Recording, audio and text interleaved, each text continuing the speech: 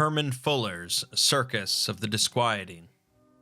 The traditional idea of a circus is largely a thing from a bygone era at this point, due to the lack of innovation, the questionable animal rights practices, and the general creepiness of clowns. There are people, however, that endeavor to keep the circus going, in various forms, attempting to bring new life to an old show. The circus had always been about being able to witness the incredible and the unbelievable, and the SCP universe generally has that in spades. Herman Fuller's Circus of the Disquieting is pretty much what it says: a really weird circus, featuring some really weird individuals and attractions. The story of this circus begins with a young man named Herman S. Fuller, who in 1893, at the age of 21, was invited by his wealthy uncle to Chicago to see the buildings his company had constructed for the World's Fair.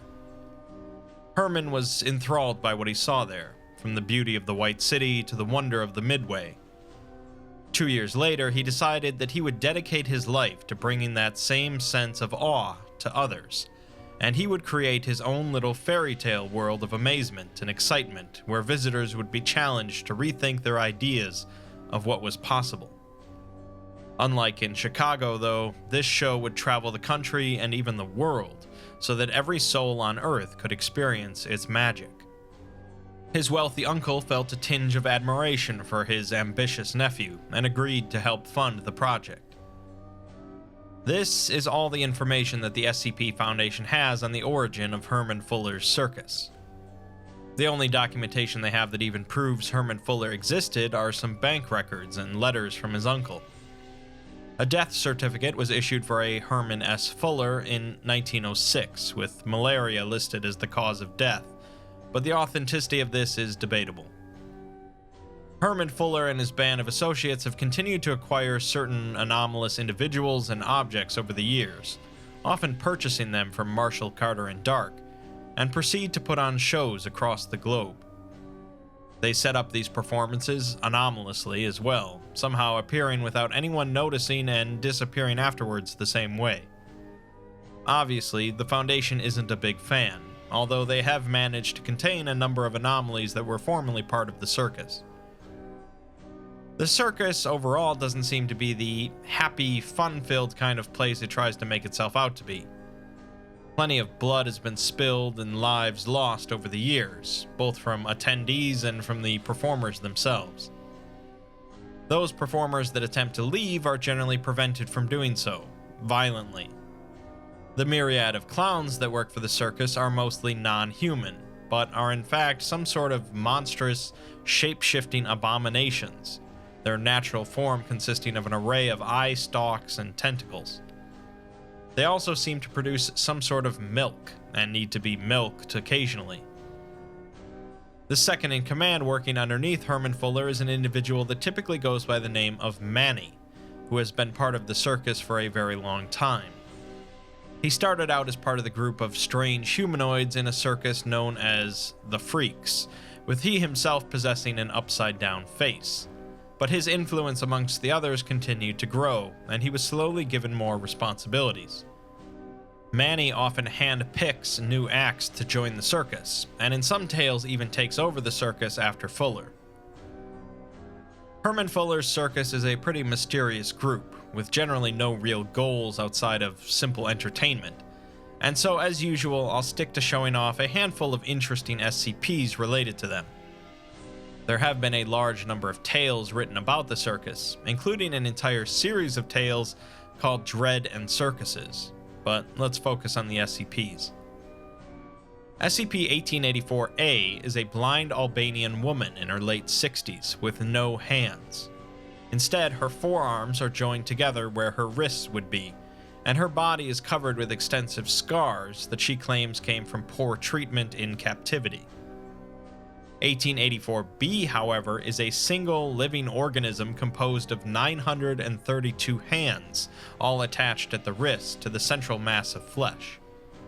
929 of these hands are identical and resemble the hands of an elderly woman, while the remaining 3 appear to belong to an adolescent Caucasian male, an adult Hispanic female, and a Bengal tiger. This entity is normally docile, but if one of its hands is ever intentionally damaged, it will retaliate by using its nails to sever the aggressor's hand or equivalent and integrate it into its body. The two entities share a strong telepathic connection, but both are independent entities. 1884A uses 1884B in a manner similar to a seeing eye dog, while B uses A as a hearing aid and its mouthpiece. The two entities came to the attention of the Foundation when A attempted to check into a hotel in the United Arab Emirates by bartering its jewelry for lodging.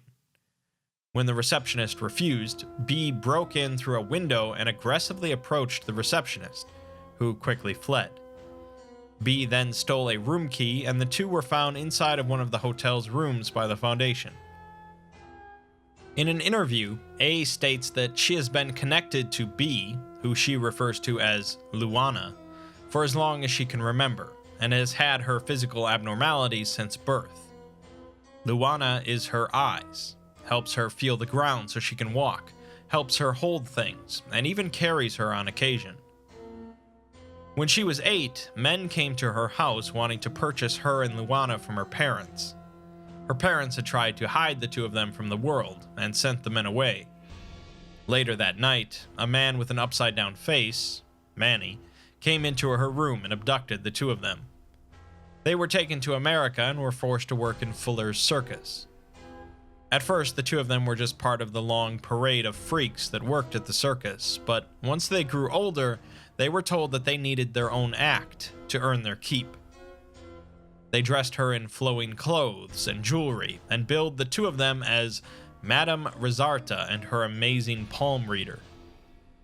In their act, Luana would walk across the faces of volunteers, and she would make deductions about their appearance based on what Luana felt, such as if someone broke their nose as a child or recently had an accident on a fishing trip.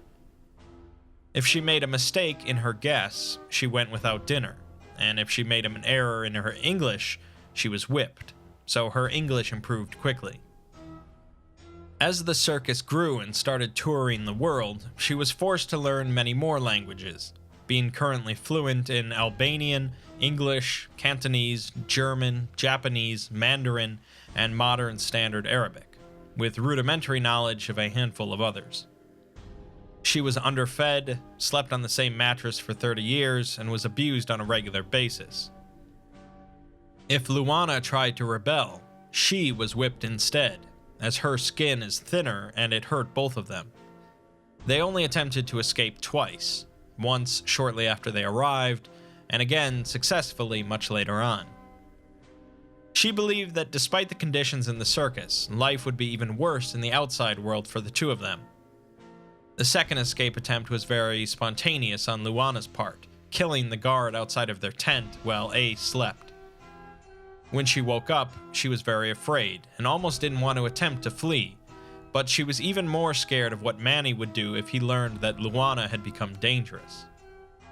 They didn't run far before stopping at the hotel, and Luana didn't listen when she told her to wait outside.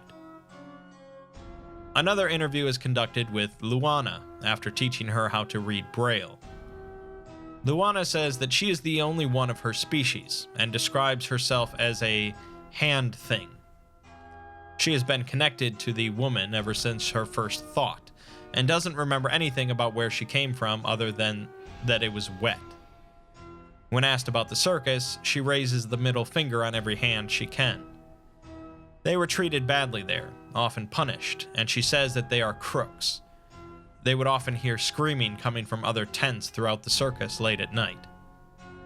Luana made the decision to escape so that A could have a better life.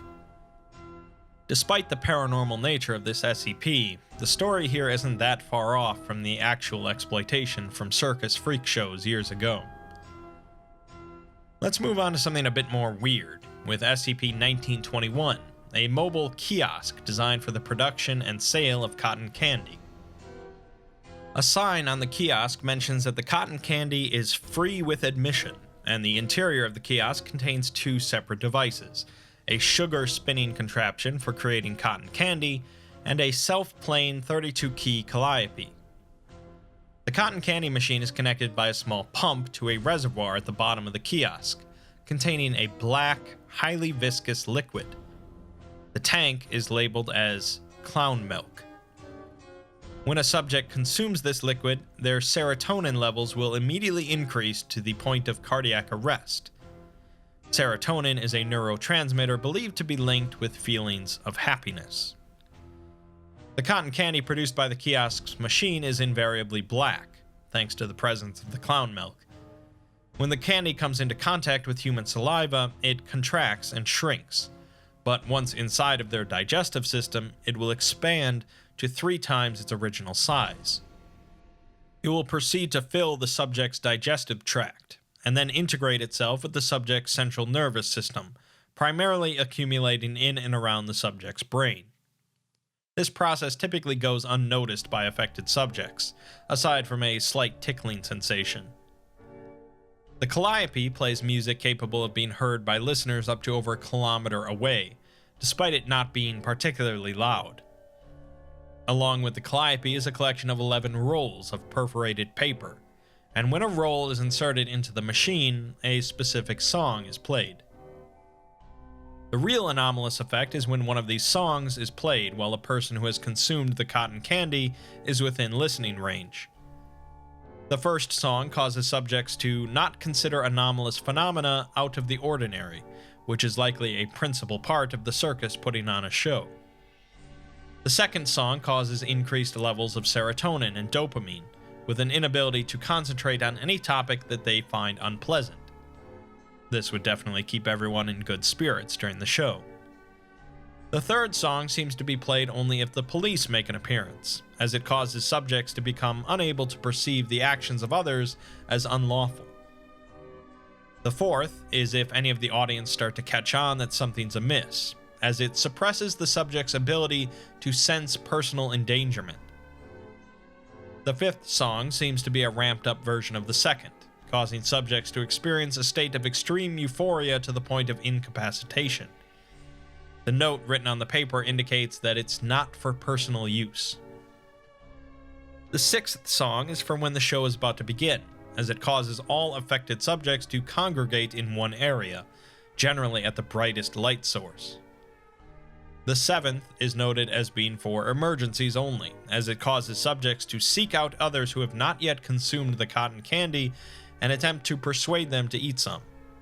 If that doesn't work, they will resort to violence and force feeding.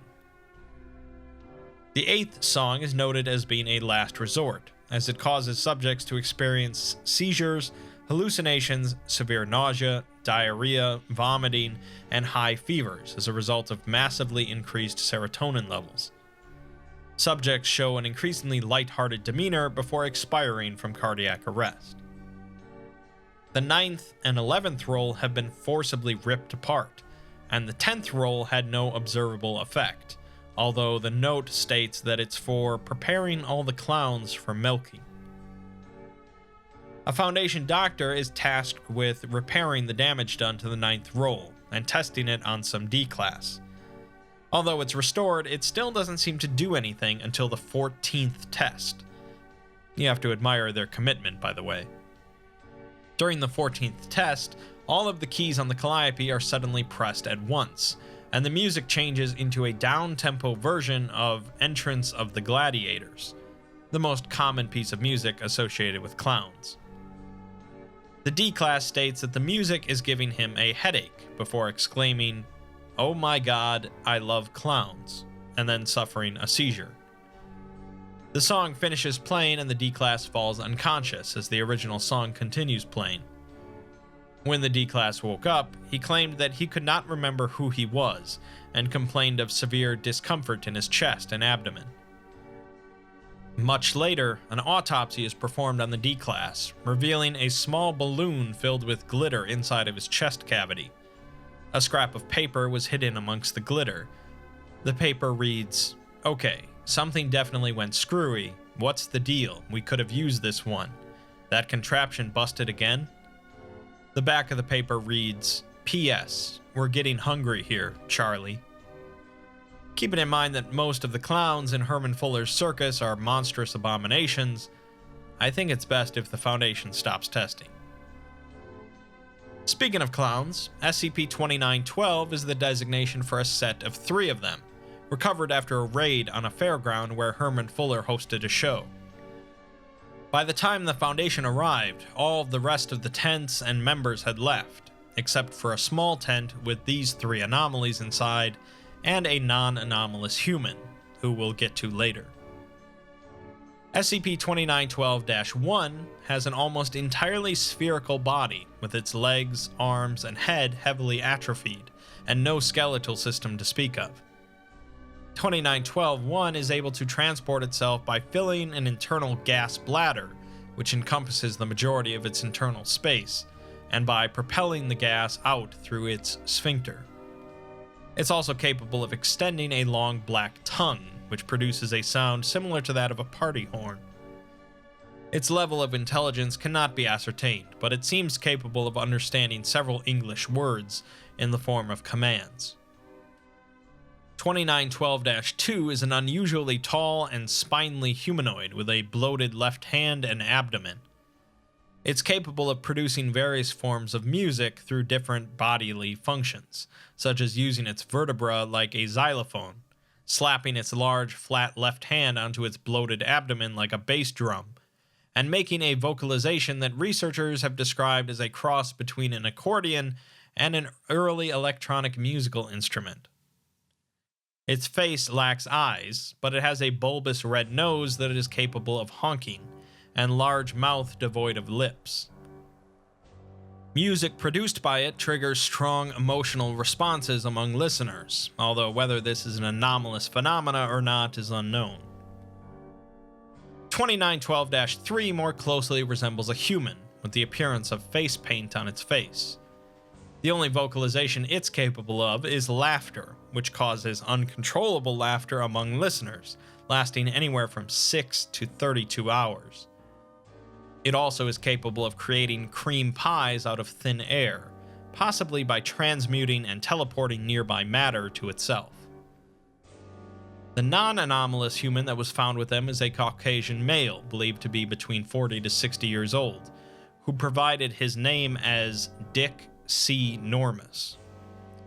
The interview conducted with the man is laced with heavy profanities, as he doesn't seem pleased to be in containment, claiming that Mr. Fuller isn't exactly known for his patience. He says that his job within the circus is clown breeder, and so was his father and his father's father.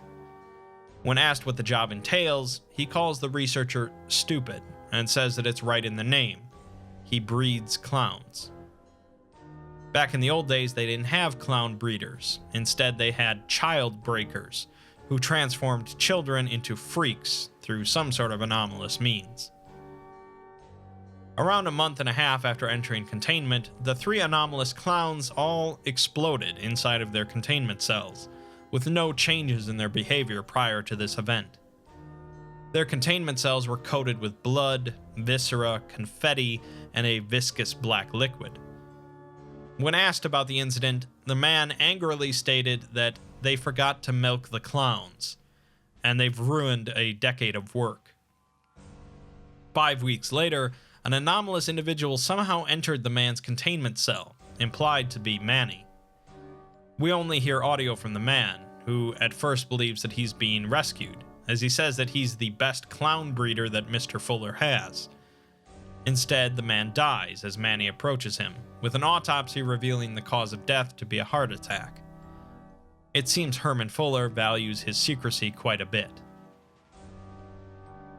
Finally, we have SCP-2094, who provides quite a bit more insight into how it is working in the circus, or at least one perspective of how it might be. 2094 is a human male of European descent in his 30s who speaks American English with a New York City dialect. He possesses exceptional non-anomalous manual dexterity with a proficiency in juggling, but his anomalous trait is focused around his mouth. His lower jaw and facial muscles can be stretched up to 2 meters in any direction without causing considerable pain or injury, and any physical matter that enters his mouth can be redirected into an extra-dimensional space. There seems to be no limit to the amount of matter that he can store in this space. The weight of objects inside have no bearing on him, and he suffers no discomfort or impaired mobility from stored objects. He was recovered in an open field in Japan, along with a bunch of non-anomalous objects related to the circus. He was locked inside of a large antique trunk, bearing the words "For Essie" on its top panel.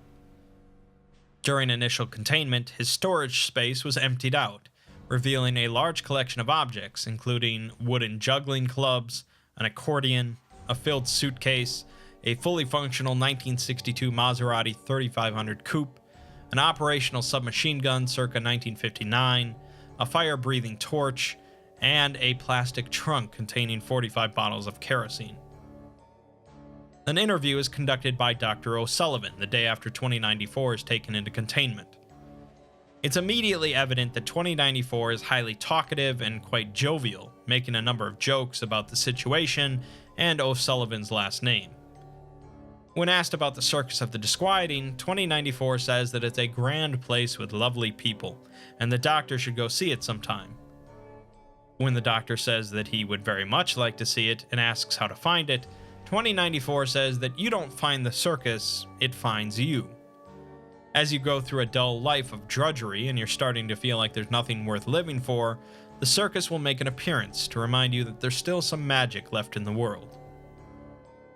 The doctor then asks about a man at the circus with an upside-down face, Manny. 2094 says that he's a very memorable fellow, good with kids, excellent performer, and diligent leader, who's usually off doing his own thing as he's very busy. O'Sullivan asks when 2094 first met Manny, but he says that the doctor doesn't really want to hear about that. He'd rather hear his impression of Jane Fonda. The doctor reassures him that it's okay for him to talk about his experience at the circus, if there was any abuse, as he's safe from his captors now. 2094 says that nothing could be further from the truth, and that the people at the circus are saints. He ran away from home, and they welcomed him with open arms. He's encouraged to open up more about how he started at the circus, so he talks about his youth. When he was 8, he lived with his alcoholic mother, and the two hated one another. She resented his abnormality and kept him holed up in their home, as she was worried he would eat someone. It didn't occur to him to ever leave until one night when he was visited by Manny at his bedroom window, who told him that freaks didn't belong cooped up in boxes their whole lives. Manny said that they belong out in the world, sharing their gifts and making people laugh and scream and puke. He then told him of a place where he'd be loved by hundreds and be a star with a real family. 2094 went along with Manny, his mother too drunk to notice, and he says it was the best decision of his life. He says he wasn't treated badly at the circus, as he was fed and had a bed to sleep in, with an occasional whooping now and again. Overall, they made him feel like part of the family, and when you're part of a family, you don't just turn around and sell them out to the SCP Foundation. It seems that whoever wrote "For Essie" on the trunk wanted the SCP Foundation to retrieve it. When asked about why he was locked in the trunk, 2094 goes silent and says that he's done enough talking. 8 months later, another interview is conducted, in which 2094 expresses his discontent for his containment, complaining about bad food, a hard bed, and the lack of 2-ply toilet paper. Dr. O'Sullivan says that things could be made better if he would provide some more information about the circus, but 2094 is still adamant about not wanting to provide sensitive info about his family. O'Sullivan says it doesn't have to be sensitive, just general information about his life there. 2094 acquiesces and tells the doctor to picture the most perfect day possible and the most beautiful circus possible, and that's what it's like when the circus puts on a show. Things tend to get chaotic more often than not, but when they're ready to bring in an audience, everything is picture perfect. It seems that this takes place in the Dread and Circus's timeline, in which Herman Fuller is no longer running the show, but rather a female clown named Icky. When 2094 first arrived, he was rather shy and overwhelmed, and was given the job of being a human clown car. He would go on stage and open his mouth to let loose a parade of clowns. After that, he picked up some juggling from someone named Scythe, who, in addition to being a juggler, could also be stabbed throughout his entire body without being affected. He later died by being set on fire on stage. After a while, 2094 became more comfortable at the circus and started to assert himself, moving on from the human clown car into juggling random objects and swallowing them. He knew he needed to do better than that to avoid being relegated to the den of freaks, so in his teens he decided to try devouring an entire person. He put a plant in the audience, called them up, and then swallowed them in one gulp. He says it was alright and nicely provocative since it was always a woman, but then he got someone named Theodore involved, who could turn himself inside out. He also had a talent for gymnastics, so Theodore would leap off a diving board, flip inside out, and land directly in 2094's mouth, which turned out to be a big hit. Like all things though, the act got stale after a while, so he had to come up with something new again. While talking to a fellow performer, the other individual said that he'd barf a swarm of bees on his face if he didn't shut his motor mouth. 2094 liked it enough to take on the title of Motor Mouth, and came up with the idea of having a car speed off a ramp straight into his open mouth. Again, it was also a big hit, and legitimately dangerous, as he likely wouldn't have survived if the car missed and hit his face. Motor Mouth became a legend among the circus, receiving top billing status. That's where his story ends though, as he doesn't reveal why he ended up in the box. A couple of months after this interview, 2094 was found in a state of extreme distress, but he was successfully restrained and sedated. Immediately prior to the incident, 2094 is heard seemingly speaking to himself in his cell, screaming for someone or something to stop as he clutches his head. He then leaps from his bed and begins knocking his head against the wall, asking whomever to not take anything. He then falls to the floor and screams, telling Manny that it's all he has. It's revealed after he wakes up from sedation that he is suffering from severe retrograde amnesia, specifically in memories related to his time in the circus. Basically, Manny somehow was able to rip 2094's memories of the circus out of his head so that he wouldn't talk, which fits with what we've seen before. O'Sullivan is reprimanded for not being more effective in retrieving information prior to this, and is removed from his post as lead researcher. SCP-2094 entered a state of severe depression after this, and Dr. Miranda Aniston took over research. In a letter to the site director, Dr. Aniston explains 2094's extreme change in personality, his depression, severe anxiety, and his constant state of terror. He is now visibly nervous around interviewers, and has shown a marked decrease in its interest in physical activity, including juggling. She says that there's only so much he can do at this point, especially with his unstable mental state, and it's unlikely that he'll ever return to his previous disposition. A month later, 2094 was found attempting to consume himself in what seems to be a suicide attempt, but he was successfully restrained and sedated. Dr. Aniston sends another letter to the site director years later, telling him how little progress she has made with 2094 during that time. Over the past 2 months, however, 2094 has begun to open up again, even requesting juggling clubs. 2094 hasn't completely explained his change in mood, but has said that he has made peace with the past, has forgiven and been forgiven in return, and has gotten back something valuable. Yesterday, 2094 submitted a request to hold a performance for the staff of the site, and Dr. Aniston recommends that it be granted under supervised conditions. She mentions that the site director may think that 2094 is just pretending in order to manipulate personnel, but she doesn't believe so. The following month, in an interview between Dr. Aniston and 2094, it seems that he is back to his old self, telling a humorous story from his time in the circus.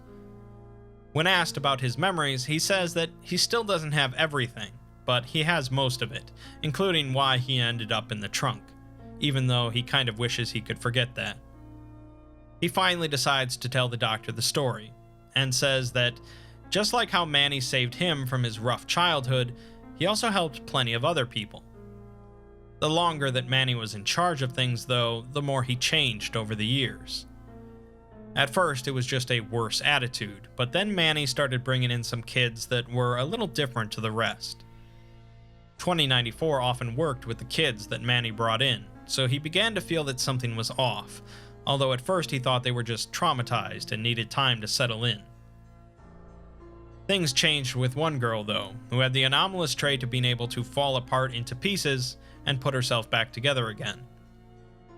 2094 had been working with her one day, teaching her to juggle herself, when she suddenly broke down crying and said that she wanted to go home.